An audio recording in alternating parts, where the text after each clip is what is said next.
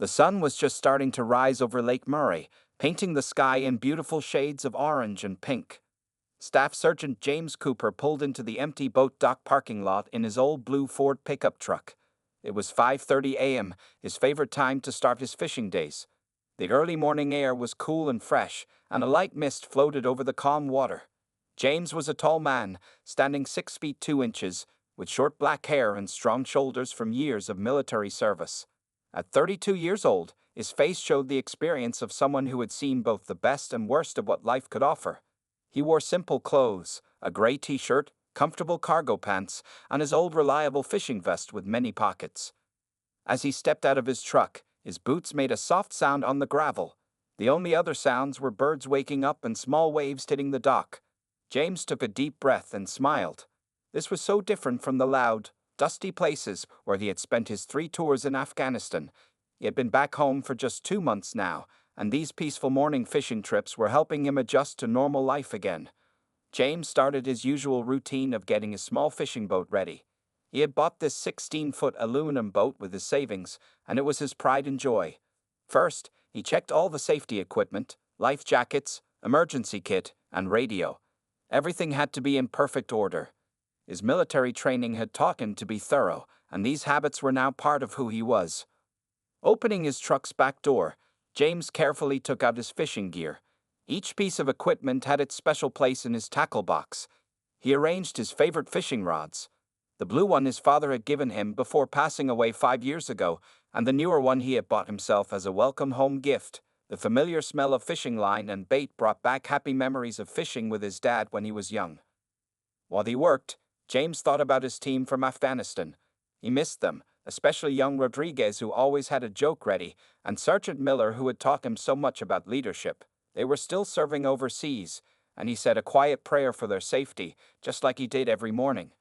The boat dock creaked under his feet as he walked back and forth, loading his cooler with water bottles and some sandwiches he had made the night before. His mother had taught him to always pack extra food. "You never know who might need it," she would say. Even now, at his age, he followed her advice. James checked his phone.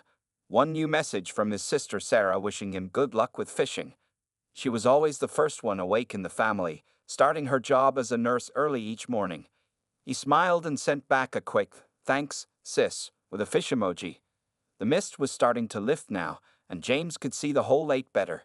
A few ducks swam nearby, not bothered by his presence. This was his favorite part of the day, the quiet moment before starting the boat, when everything felt possible and peaceful. These morning fishing trips were more than just a hobby for him. They were his way of finding peace after years of military service. After one final check of everything, James stood at the edge of his boat, looking out over the water. The lake was like a mirror, reflecting the morning sky. He felt grateful for these quiet moments. They helped calm his mind and heal his soul in a way that no therapy session could match. Little did he know that this peaceful morning was about to change in ways he couldn't imagine. The peaceful morning was suddenly broken by the loud roar of motorcycle engines. The sound echoed across the lake, scaring away the ducks and destroying the quiet that James had been enjoying. He looked up from his work, his body automatically becoming alert, a habit from his military days that had saved his life many times. 5 motorcycles came around the curve of the gravel road leading to the boat dock. They were big, expensive bikes, mostly Harley-Davidsons, painted in dark colors with lots of shiny chrome. The riders wore leather vests with a red and black patch showing a snake wrapped around the skull, the symbol of the Lake Vipers, a local motorcycle gang that had been causing trouble in the area lately. James didn't move from his spot near his boat, but his trained eyes quickly took in every detail.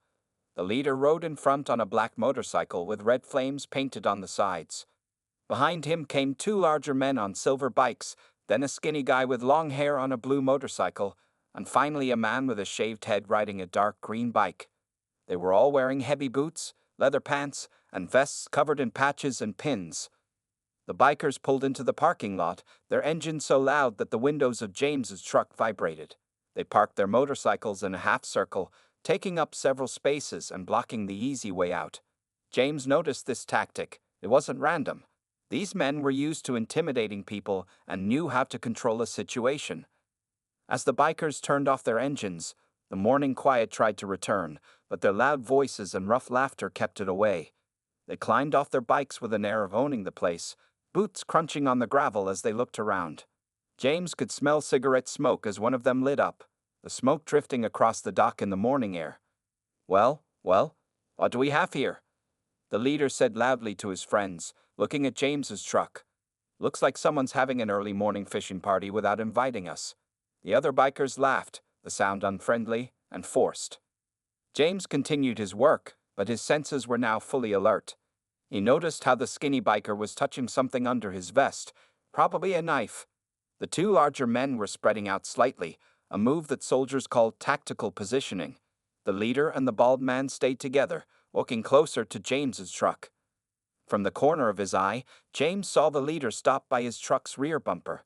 "Hey boys, look at this," the man called out, pointing at James's bumper sticker, a small American flag with "Proud Veteran" written below it. "We got ourselves a real-life hero here." The morning sun was higher now, making the chrome on the motorcycles shine brightly.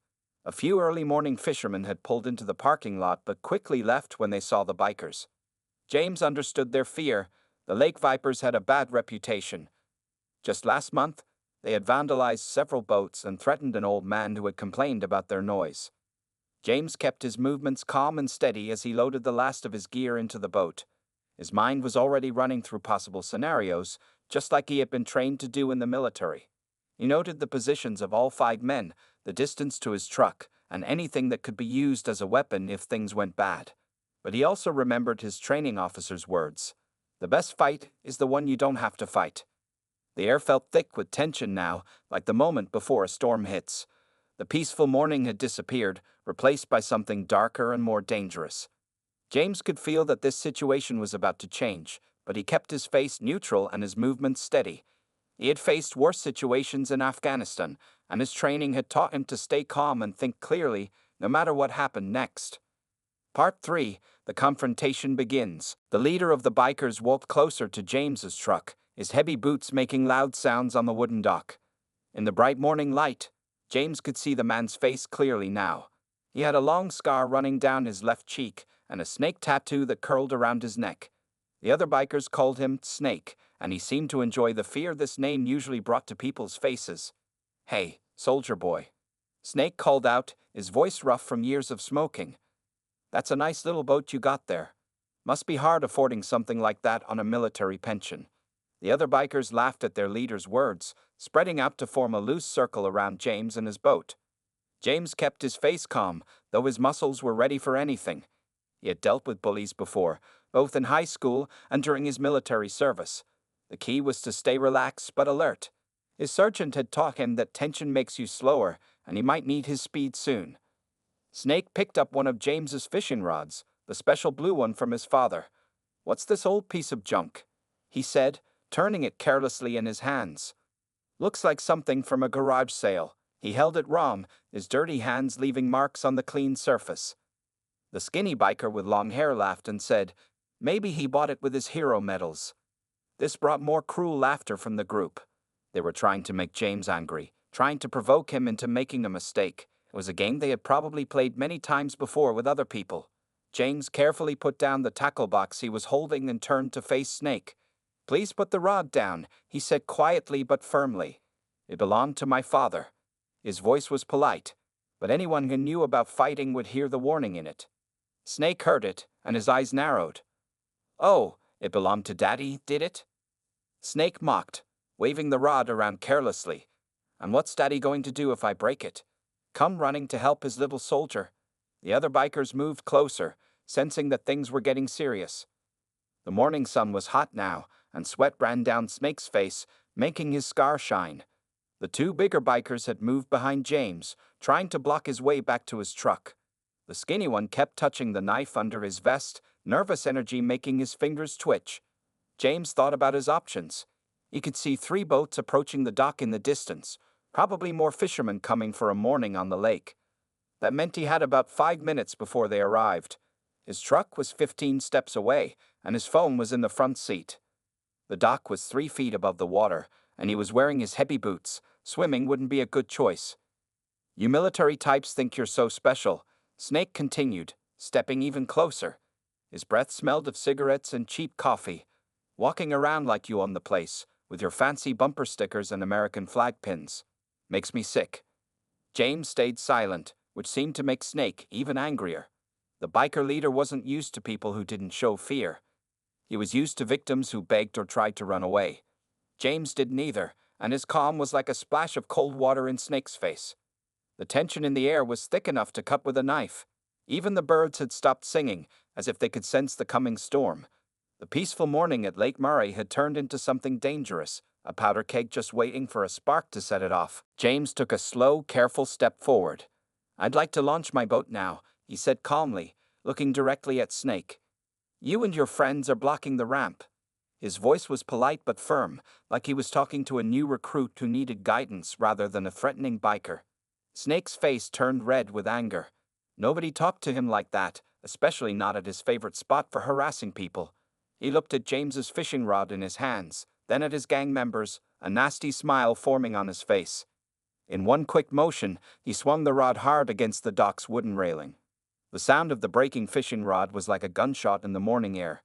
The blue rod, James's father's last gift to him, split into two pieces. The fishing line tangled and the reel broke apart, pieces falling into the dark water below with small splashes. "Oops," Snake said with fake innocence. "Looks like Daddy's rod had an accident." His gang laughed, but they watched James carefully, waiting to see his reaction. They were used to people either running away or attacking in blind anger when Snake did things like this. James didn't do either. His face stayed calm, but something changed in his eyes. Anyone who had seen real combat would recognize that look. It was the focused gaze of a soldier assessing threats and planning actions. His breathing remained steady and controlled, just like he'd learned in combat training. Encouraged by James's lack of reaction, Snake decided to push things further. He walked over to James's carefully organized tackle box and kicked it hard. The box flew open as it hit the dock, spilling fishing lures, hooks, and equipment everywhere. Some pieces rolled off the dock and fell into the lake with quiet plops. "Look at all this fancy gear," Snake shouted, kicking the scattered equipment around.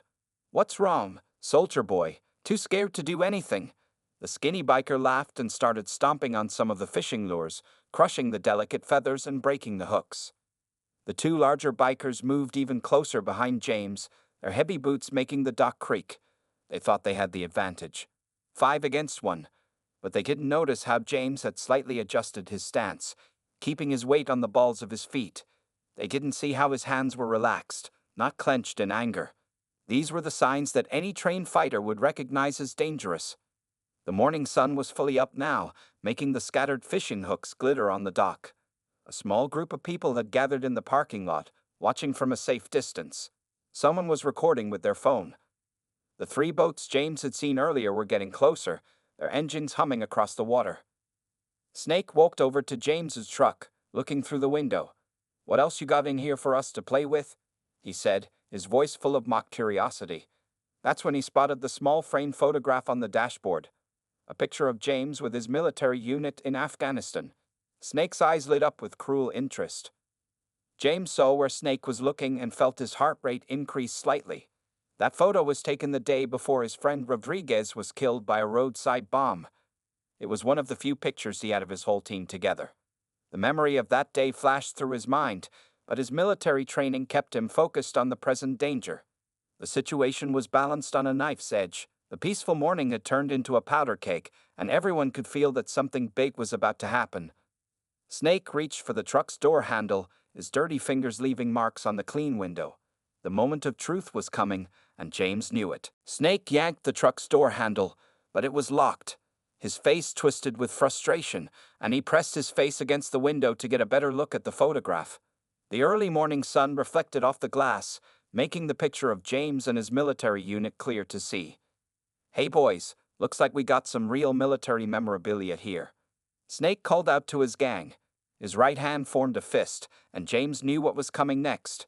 The other bikers gathered closer, excited to see what their leader would do. The skinny one was grinning, while the 2 larger men moved to block anyone's view from the parking lot.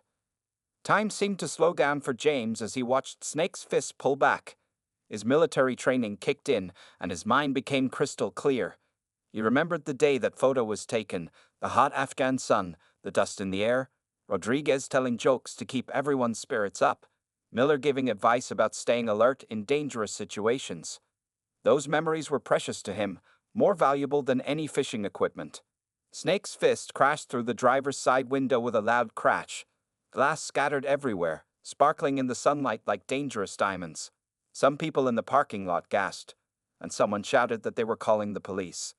Snake ignored them all, reaching through the broken window toward the photograph. "Let's see what we got here, soldier boy," Snake sneered, his arms stretching toward the dashboard. Blood dripped from small cuts on his hand where the glass had cut him, leaving red drops on the truck's clean paint. That was the moment everything changed. James had stayed calm when they broke his father's fishing rod. He had remained controlled when they scattered his equipment. But watching Snake reach for that photograph, the last picture of his complete unit, taken just before they lost Rodriguez, that was the final straw. James's voice cut through the morning air like a knife. "Stop." It was just one word, but it carried the weight of authority that comes from years of military command. Snake's hand froze for a moment, surprised by the power in that single word. But Snake had spent too many years being the toughest person at Lake Murray. He couldn't back down now, not in front of his gang. His fingers brushed against the photograph's frame, leaving bloody smears on the glass. "Or what?" Snake growled, turning his head to look at James. "What are you going to do about it, soldier?" He never finished the sentence. In the time it took him to turn his head, James had already started moving. His boots made no sound on the dock as he covered the distance between them in 3 quick steps. All his training, all his combat experience, all the lessons learned in dangerous places far from home, it all came together in this moment. The 2 larger bikers tried to grab James from behind, but they were too slow. They were used to fighting scared civilians, not a trained combat veteran. James's movements were smooth and precise, like a well-oiled machine. Every motion had a purpose, every step was perfectly placed. Snake's eyes widened as he realized his mistake. He tried to pull his arm back through the broken window, but the jagged glass slowed him down. He was stuck in an awkward position, half-turned, his best weapons, his size and strength, suddenly useless. The people watching from the parking lot would later tell the police that what happened next was almost too fast to see. But for James, time continued to move in slow motion. He saw every detail, the morning sun glinting off the broken glass, the drops of blood on his truck's paint, the look of surprise replacing the arrogance on Snake's face. James moved with the smooth precision that only comes from years of combat training. His first strike hit Snake's exposed ribs just below his leather vest, a perfectly placed hit that made the biker leader gasp for air. Snake's arm, still stuck in the broken window, worked against him as he tried to defend himself. The 2 larger bikers rushed forward to help their leader. The one with a shaved head reached for James's shoulder, while his friend with a dragon tattoo on his neck tried to grab James's legs. But James was ready for them. In Afghanistan, he had learned how to handle multiple attackers, and these bikers weren't nearly as well trained as the enemies he had faced overseas. James stepped slightly to the left, letting shaved head's grab miss him by inches. In the same smooth motion, he caught Dragon Tattoo's arm and used the bigger man's own momentum against him. Dragon Tattoo found himself flying forward, unable to stop, until he crashed into Shaved Head. Both men stumbled, surprised by how quickly things had gone wrong. The skinny biker finally pulled out his knife, the blade catching the morning sunlight. But he held it wrong, like someone who had learned about fighting from movies rather than real training. James noticed all these details in a split second, just like he had been taught in the military. "Drop the knife," James said calmly, his voice steady despite the action around him. The skinny biker's hand was shaking, but he didn't drop the weapon. Instead, he tried to look tough, waving the knife back and forth in what he thought was a threatening way. James sighed. Some people had to learn things the hard way. The skinny biker lunged forward with his knife, but James was already moving. He trapped the biker's knife hand with a simple wrist lock, a move he had practiced thousands of times in training.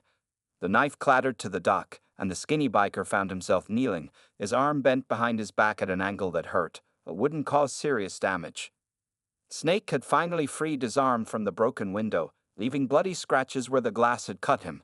He was angry now, embarrassed that things weren't going as planned. He charged at James like an angry bull, throwing a wild punch that would have hurt if it had landed.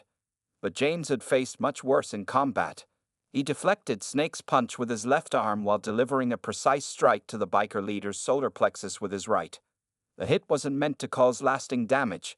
James knew exactly how much force to use. Snake dropped to his knees, all the fight gone from him as he struggled to breathe. The fifth biker, who had been standing back watching everything, decided he had seen enough. He turned and ran toward his motorcycle, almost tripping over his own feet in his hurry to get away. The skinny biker was still on his knees, whimpering about his twisted arm. Dragon Tattoo and Shaved Head were helping each other up, both looking dazed and uncertain. The whole fight had taken less than 30 seconds. James stood calmly in the middle of the fallen bikers, his breathing steady and controlled. He hadn't even broken a sweat. The people watching from the parking lot started clapping and cheering, impressed by how smoothly he had handled the situation.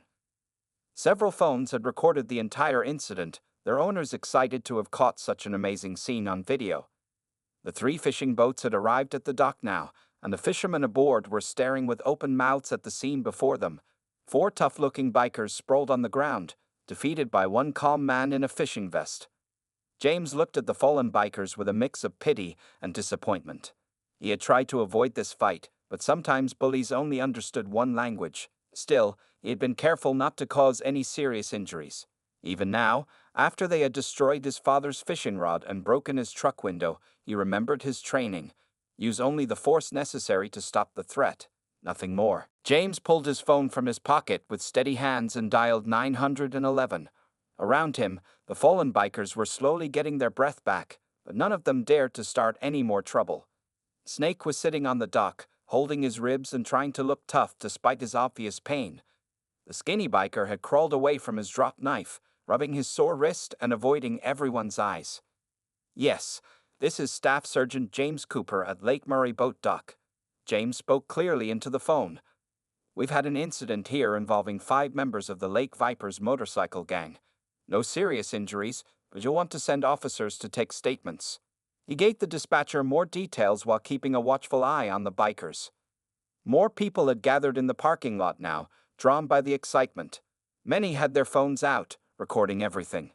Some were already posting the videos online, sharing how one man had taken down 4 troublemakers who had been bothering people at the lake for months.